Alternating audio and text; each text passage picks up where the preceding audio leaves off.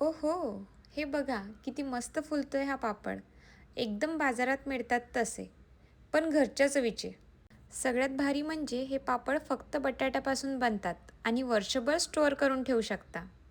नमस्कार, the mamma's kitchen रेसिपीमध्ये आपलं स्वागत आहे. आपल्या चॅनलवर अशाच पारंपरिक गावाकडच्या आणि झटपट रेसिपीज पाहायला मिळतात, म्हणून चॅनलला सबस्क्राईब करून बेल आयकॉनला नक्की दाबा. सर्वात आधी उकडलेले बटाटे एकदम स्मूथ असे स्मॅश करून घ्या. आता नायलॉन पोहे मिक्सरमध्ये बारीक करून ॲड करूया.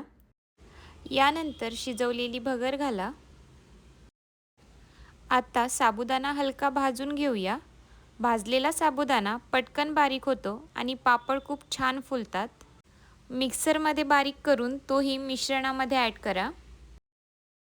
पापड चटपटीत होण्यासाठी सगळे मसाले ॲड करून घेऊया. हिरव्या मिरच्याची पेस्ट, जिरं, मीठ आणि लाल तिखट ॲड करून घेऊया.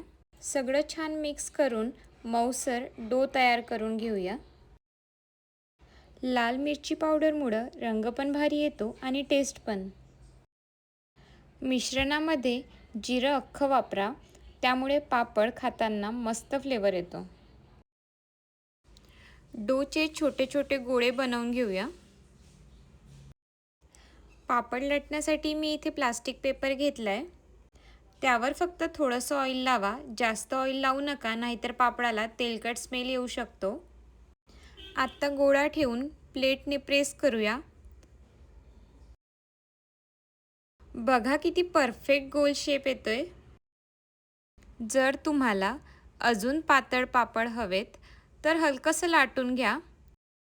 अशाच प्रकारे सगळे पापड तयार करून घेऊया. पापड वाळत घालण्यासाठी एक प्लास्टिक पेपर घेऊया आणि त्यावरती आपण बनवलेले पापड टाकून घ्या.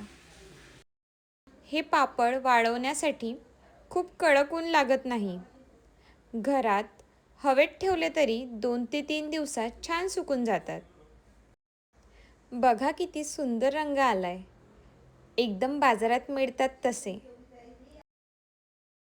आता गरम तेलात तळून बघूया. वा, किती मस्त फुगून आलाय बघा. एकदम कुरकुरीत आणि टेस्टी पापड तयार झाले आहेत. तुम्हाला ही रेसिपी आवडली असेल तर व्हिडिओला लाईक करा, शेअर करा आणि कमेंटमध्ये सांगा तुम्ही हे पापड उन्हाळ्यात बनवणार का?